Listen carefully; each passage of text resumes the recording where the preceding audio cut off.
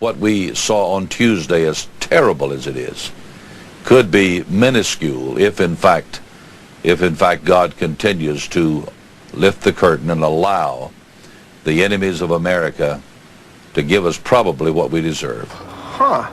I think we've just seen the antechamber to terror. We haven't even begun to see what they can do to the major population. The ACLU's got to take a lot of blame for this. Throwing God, or successfully with the help of the federal court system, throwing God out of the public square, out of the schools.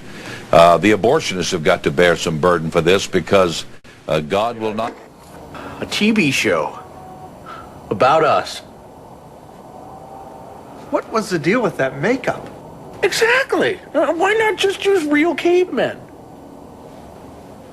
Well, I thought their diction was good.